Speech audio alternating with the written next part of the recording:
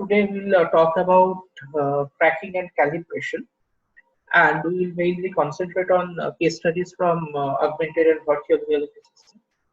And we will look at various tracking technology, and also we will see that how we can do coordinate space mapping between camera and the real world, or the display and the real world space.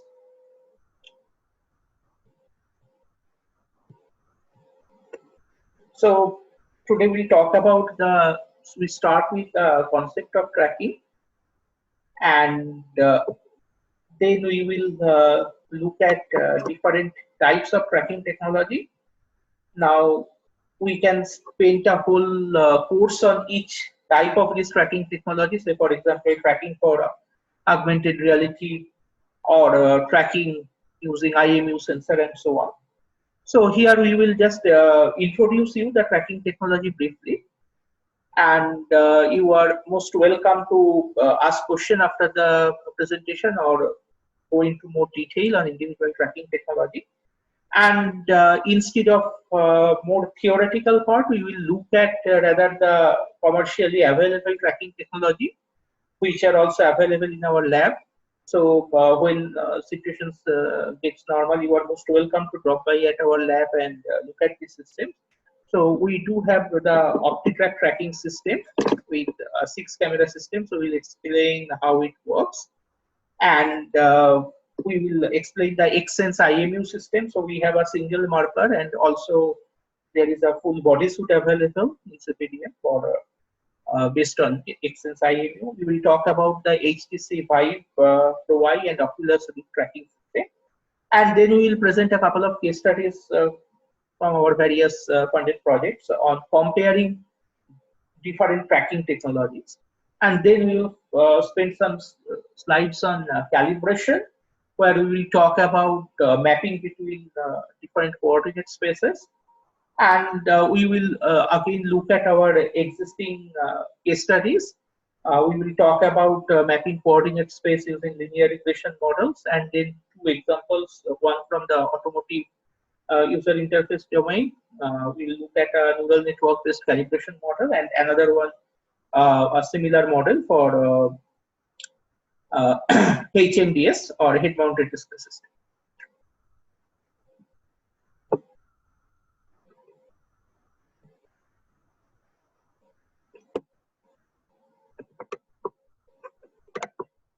So to start with tracking technology, uh, there are different measurement principles that how we measure signal for tracking from different sensors. So we can measure signal strength or signal direction, or when the signal is attached to a moving body, we can also measure the time of flight. And there are two-way or two geometric properties of tracking. One is called trilateration, another is triangulation.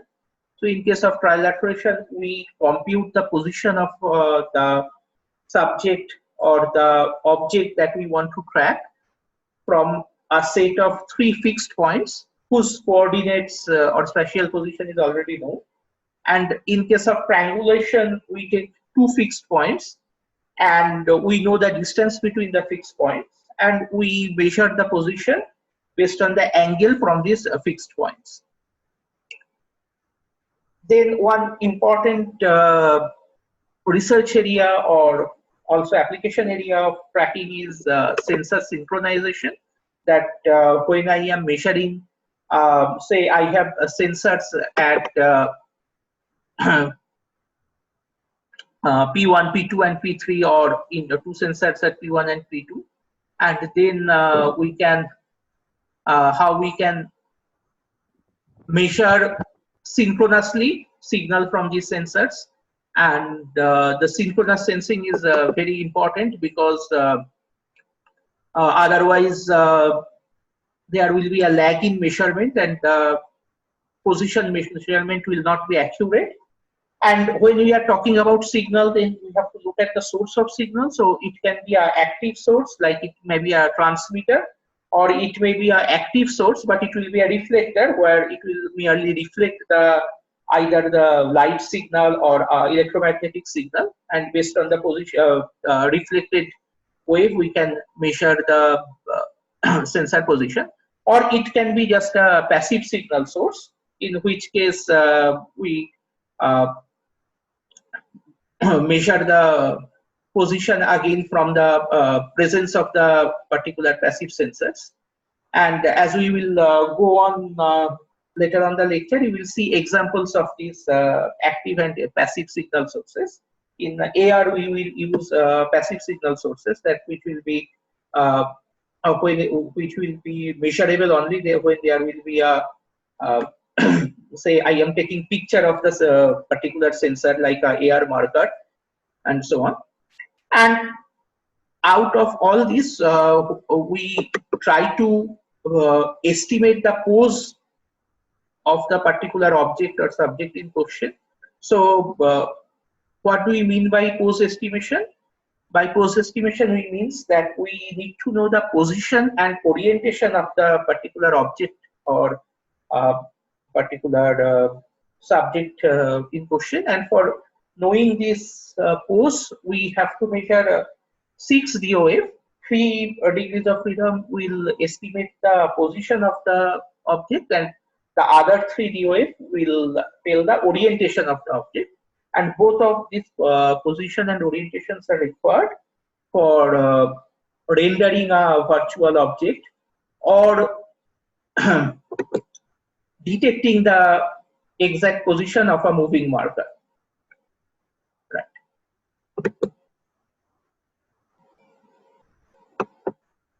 So we will look at different technologies used for tracking. So the majority are based on imaging-based tracking technology, and the imaging-based tracking technology can be classified based on frequency of light. That they can be like in a visible spectrum, like I can take picture using my mobile phone.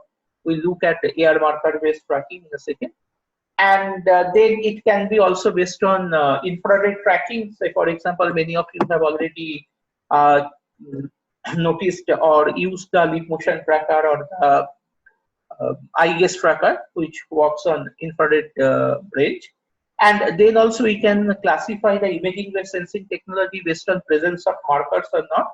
So for example, in the later slide, you will see that OptiTrack, the system track based on marker, while in case of Kinect, we do not need to put marker on the on a person or on an object.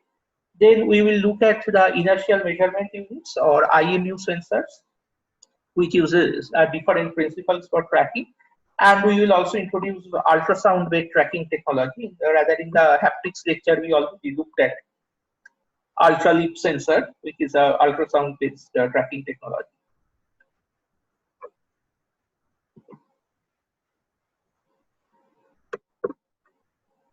So first we will look at AR or augmented reality marker tracking, because this is the most easier to implement or more popular tracking technology. So it has already been noted in existing research that the circle and square shapes are easier to track or easier to detect from a picture taken by a smartphone or a handheld device. And each circle mapped to a single point, that is the centroid. And that's why the circles are grouped together. Remember that for pose estimation, I need 6 DOF, 3 for position, 3 for orientation. So I need a group of circles to accurately estimate the position. While for a square shape, if I can correctly detect the square shape, I can get 4 corner points. But saying so, it has we have to keep in mind that we have to detect all the corners of the square shape. And then we can put patterns inside. These are called fiducial markers. So we put typical patterns inside these markers, and you can see examples of some patterns in the picture on the right hand side, and also the process of tracking in the bottom picture. So what these markers do, that they indicate both orientation and scaling information of this marker. And once we estimate the pose by detecting both the position and orientation, we render virtual object based on this position and marker on top of the real scene. So in a real object, we can paste a marker. These are easier to print, and using a camera of a smartphone or a handheld device like a tablet, we can take a picture, and these typical patterns, they indicate that how far they are from the marker, what is their relative orientation with respect to the screen, and then we can render a virtual object on top of this marker, and it will look as part of the real world when we render it correctly. So, and you can note that here we in the AR marker based tracking technology, it is also cheap because all we need is a handheld device, and we have to print the marker. While this next one, this OptiTrack system, this is a OptiTrack. This is a commercial off-the-shelf system, and it's presently pretty popular and pretty accurate system. It's a motion capture system, and it tracks based on reflective markers. So one has to put these reflective markers, which are like small white or silver colored ball around the subject or object in question. And the OptiTrack system consists of multiple cameras. Like for example, we have both 6, 8, or 12 camera based system. So as you increase the number of camera, it increases the field of view. And initially you have to calibrate the cameras for the field of view or the space that you are trying to track. And then these markers, they define an object shape, and you can measure both position and orientation of rigid body in 3D space and joint angles and position. And it also comes with a software in which you can get both the coordinates or the XYZ coordinates.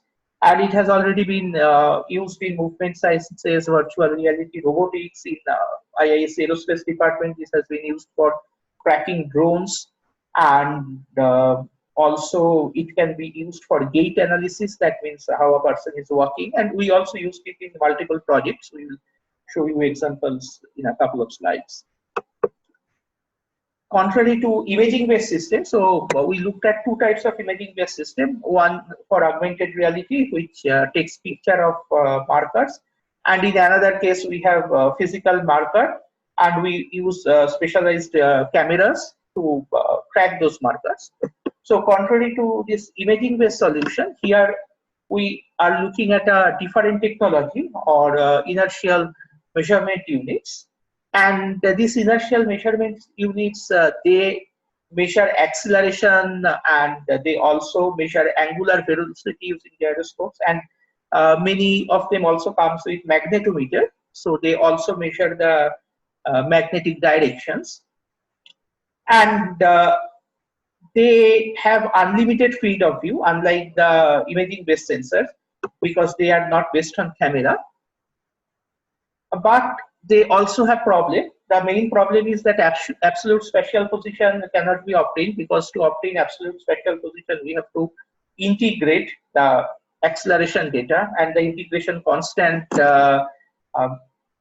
becomes problematic when we try to measure absolute position. And also it has already been noted that over a period of time the error accumulates, and it's termed as drift in position and orientation data. But presently people try to overcome these problems in two ways. In one way is that we only measure relative displacement using IMU sensor, or we put multiple IBM sensor. On the left hand side you can see such a system. This is also available in the smart factory of IISc. Probably some of you have already seen this system, where we can track accurately by using multiple sensors along the particular subject or object in question. And unlike imaging based system, they do not have any particular, they do not have limitation in terms of tracking range through field of view, because each unit works independently. So from IMU sensors, we will look at how we use this type of sensing technology in virtual reality headsets. So here you can see the HTC Vive system with the base controller. So most popular VR headset, they come with a base station or hand controller, and they used imaging this technology. That means active infrared photodiodes, and these infrared photodiodes for HTC, these are fixed on the base stations, and these base stations emit synced infrared pulses and laser lines that are picked up by the headset and controllers. And from that, it determines the head position as well as head orientation. And in case of VR, as you may already know, that as the person is moving his head around, we have to change the rendering. So we need to accurately measure the head position and orientation so that we can change the rendering in the runtime. And our newer version of HTC Vive is also comes with eye gaze tracking. And we again in lab we have such a system, and you can see some examples case study later on. So here the eye tracking take the proprietary Tobii software, and the headset has internal set of infrared which are which illuminates the eye position just like a screen-mounted eye tracker. And from that, the corneal reflection and pupil center, it can do also eye tracking. So it can simultaneously do head tracking using the base station-based IR and eye tracking using the internally placed IR illuminator. And foveated rendering is a concept. It has been used in uh, some NVIDIA Turing-based GPUs. Which means that this foveated rendering, it only works with this particular NVIDIA GPU. So here what it does, that it looks or determines that where you are looking at, and it blur or reduce resolution where you are not looking at it, and it actually doesn't increase resolution, but where you are looking at, the resolution remains same at this position, but where is your peripheral vision, or you are not looking at, on those areas the resolution decreases. So it appears to you that the resolution has actually increased where you are looking. And we can also get raw data based on like gaze origin or gaze direction, pupil dilation, etc. And which virtual object you are looking at. Those data are also available from this eye gaze tracker, and they also sell analysis software which give you similar output as we get from a screen-mounted or a head-mounted eye gaze tracker. So from HTC Vive Pro, if we look at Oculus Rift, sorry. So Oculus Rift has a constellation of IR sensors throughout the base stations as well as headset, and when we move our head, the base stations try to detect this constellation of LEDs, IR LEDs, and by detecting this constellation, which works very much similar to this AR marker that we discussed earlier, it estimates the head position as well as the head orientation. And you can see the field of view is similar to the HTC Vive X. So there, of course, are other tracking technology, and in our previous lectures, we already looked at some of these tracking technologies. So when we have discussed about the lecture on alternative input modalities, we looked at eye gaze tracking and facial feature point tracking, in particular this open face facial feature point tracker. So this tracking technology works without any marker. Similarly, Microsoft Kinect and Leap Motion, they also work without any marker, and we discussed about them in the alternative input modalities lecture.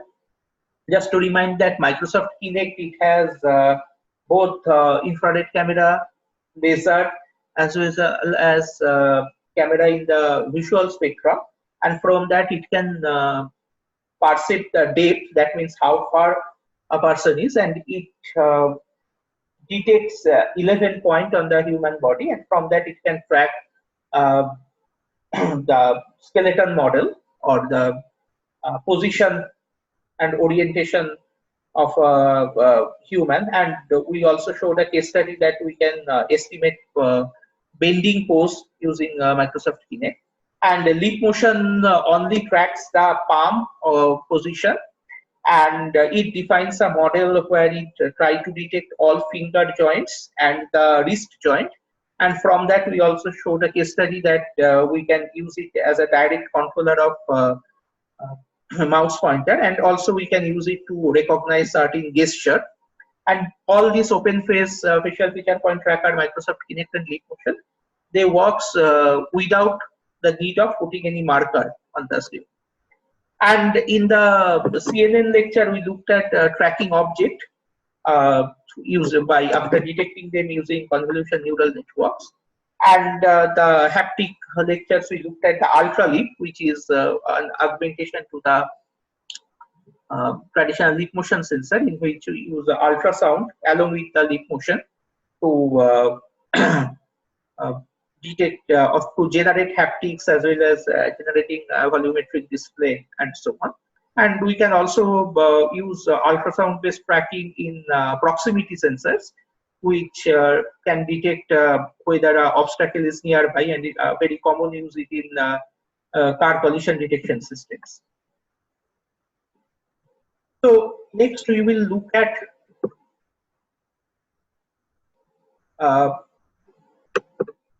comparison among these different tracking technologies. And again, each technology has their pros and cons. So we will show two case studies comparing OptiTrack tracking system with IOMU based sensor.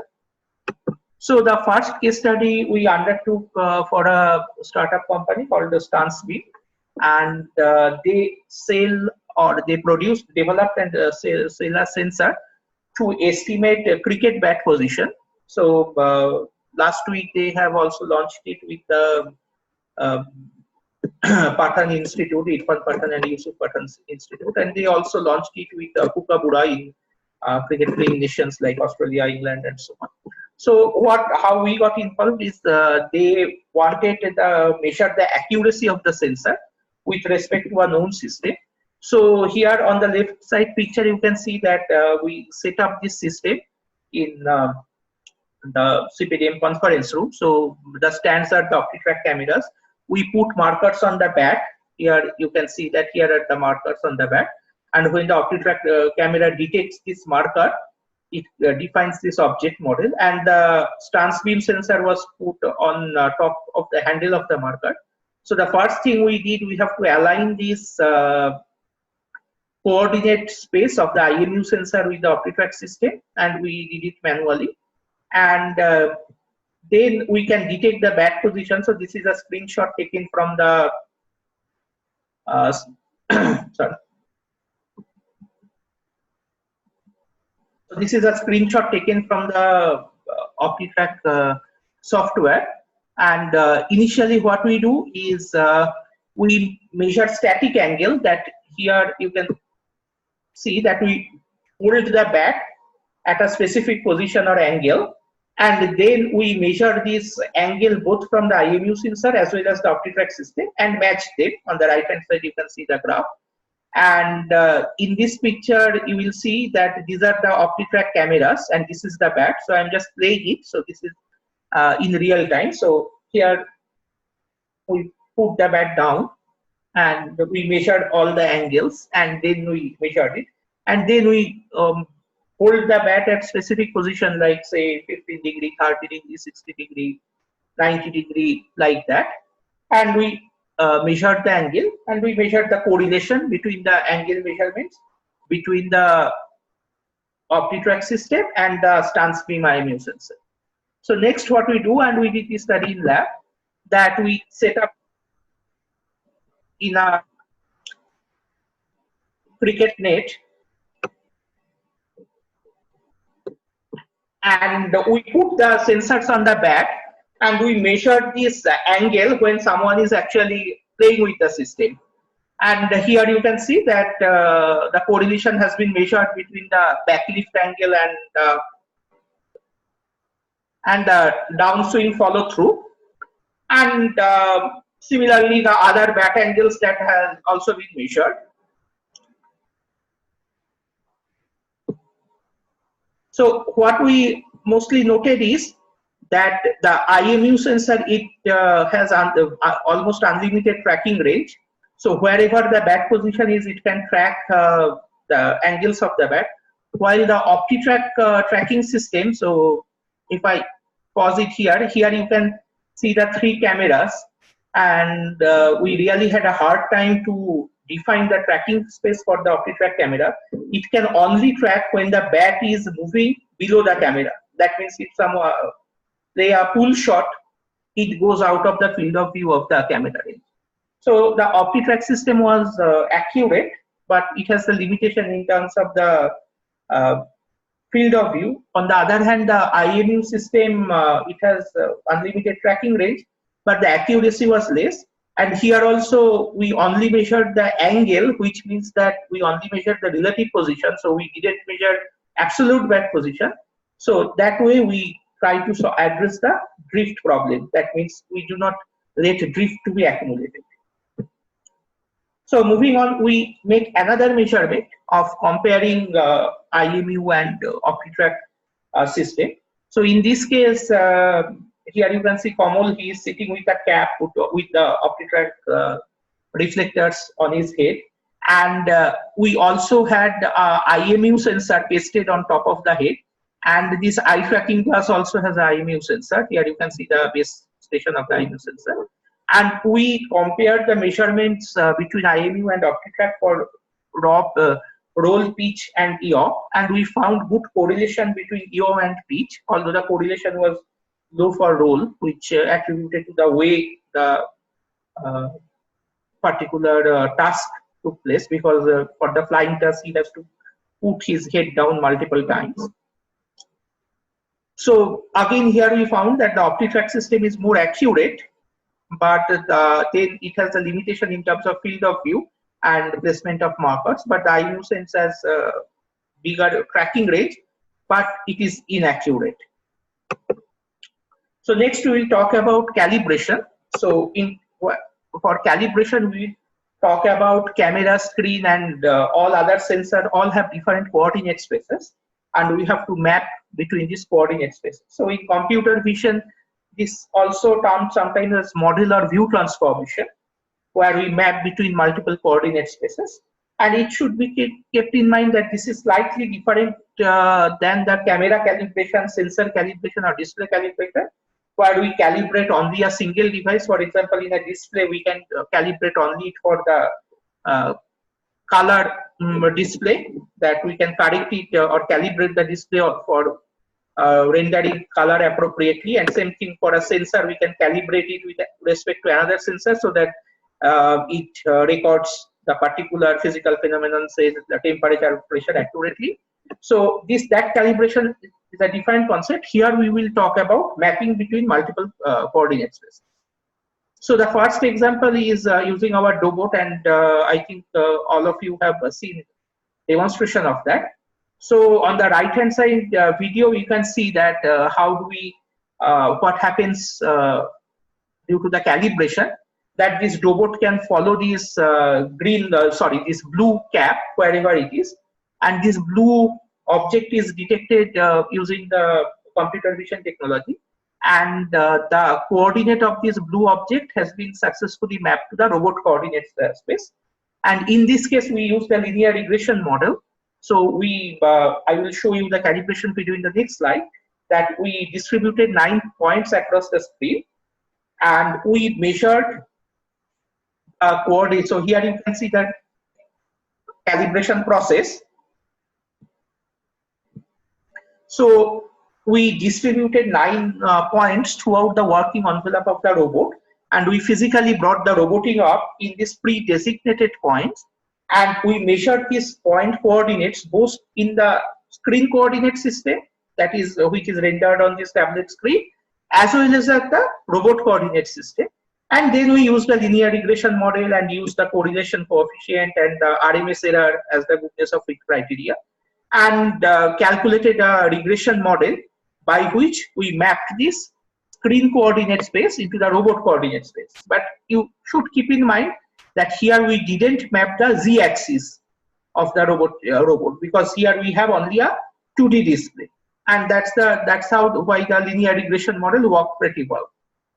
But in the next example, we this video you also seen a few times in the earlier in the example, that we mapped the windscreen with respect to the eye tracker coordinate space, and here our challenge was that the windscreen was curved and it was further away from the eye tracker.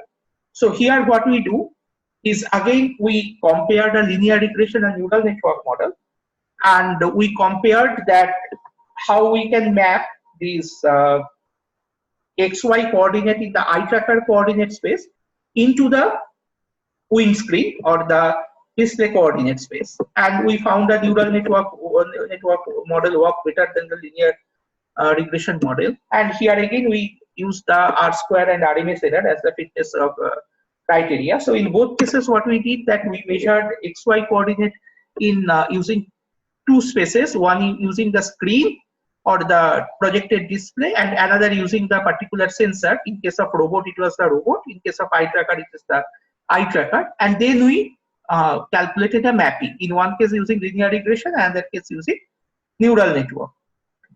So what happens when we have all X, Y and Z? So that is the example where we try to combine both head and eye gaze movement, and the IMU sensor measured E of pitch and roll, and the eye gaze tracker measured the X and Y, that means for both left and right eye. So here the mapping becomes a bit more complicated and we have to use matrix algebra. Again, you need not to go detail into particular calculation, but we have to do some sort of 3D transformation or mapping from 3D to 2D space. And a similar example, again you can see in the alternative input modalities lecture, where we mapped the 3D coordinate measured by the leap motion tracker of my fingertip position into 2D coordinate space of the screen. And then we used a similar 9-point calibration routine as we did for the robot. That means we displayed 9 points throughout my display space, and we measured the coordinates when we asked the person to look at it at one of these 9 dots, and this looking is very similar to bringing the robotic arm to the pre-designated points. So all these 9 points are pre-designated, and we measured all these IMU coordinates which are showing the head position and orientation, eye gaze coordinates, and the display coordinate where this particular dot is displayed. And then we used again a neural network model which take the IMU sensor output or the head orientation position as input and the eye gaze position as input, and produce the screen coordinates as output. So then what we can do from that, so again you have seen this multiple times. That means I can control a cursor through my both head movement and eye movement on a 2D space. So on the left hand video you can see the recording at our laboratory, and on the right hand side you can see the video from the Aero India 2019, and on the left corner you can see the video of the OptiTrack sensing system. So here we do not use the OptiTrack as an in the input, rather we used it to measure the accuracy of the IMU tracker. So anyway, I'm moving forward. So it's important to note what we didn't cover, that we didn't cover computer vision algorithms used for tracking, which needs basic knowledge of computer graphics, and it can be and 3D geometry, which can be covered in a separate lecture. We also didn't cover AI/ML based tracking algorithms like particle filter or SLAM, and those are already covered in other CCE courses, and I also covered a few in my AI for UX UI design course in August semester.